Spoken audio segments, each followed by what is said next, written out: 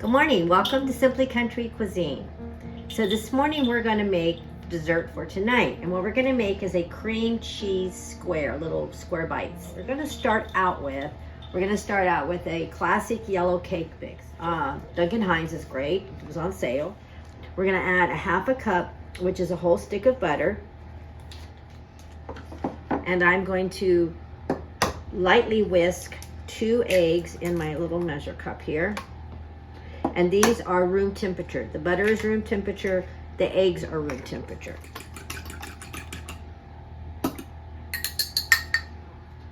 This is a very clean towel, what I'm going to put over here, because I don't want to splash cake mix all over myself. So let's just kind of incorporate it a little bit. Take my hand mixer. I just want to incorporate it really, really well. I have pre-buttered. I used a butter spray in the bottom of a 9x13. We're going to press this into the bottom of this pan. You could use regular softened butter to butter the bottom of the pan, but I just had a butter spray. You want to make sure that the crust is spread into the bottom first. Now that I've kind of cleaned my beaters off, get all the water off of them, we are going to make basically, I'd say the filling or the top part of it. 1 room temperature brick, 8-ounce brick of Philadelphia cream cheese. It's going to take 4 cups of powdered sugar. Before I add the other 2 cups, I'm going to do this 2 cups at a time. I'm going to do it just like I did with the cake mix.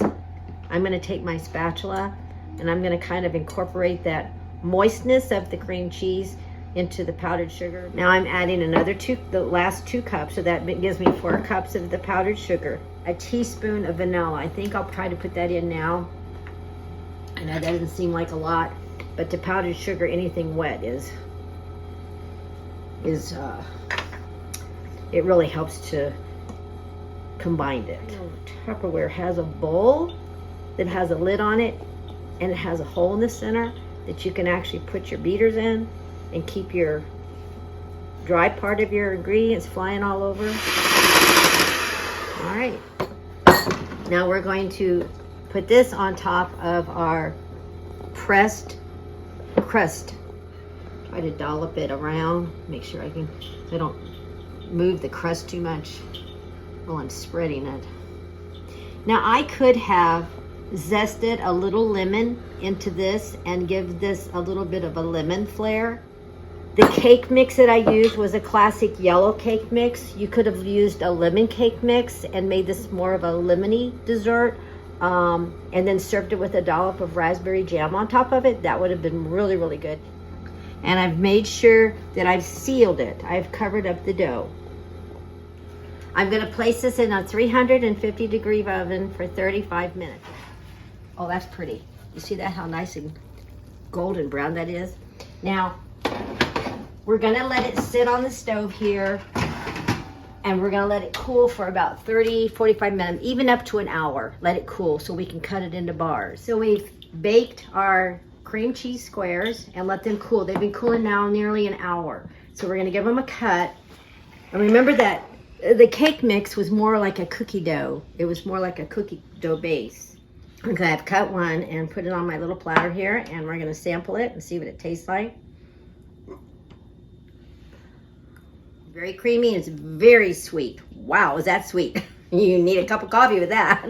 That is delicious though. But you must let it cool all the way. As you can tell, I didn't let this cool completely, so it didn't really form a complete square. So I'm gonna let these cool a little bit longer and finish cutting them. And thank you for watching a video today of our cream cheese squares. And please always remember to subscribe, like, and share our videos on YouTube to be alerted for our next video. And on Thursdays we have Trivia Thursday. Sometimes I offer a prize, sometimes it's just the fun of answering the trivia. And always remember, if you don't have a place to worship, please join us at any one of our Glad Tidings campuses in Central Texas. It's one church, 5 locations. God bless and have a wonderful summer.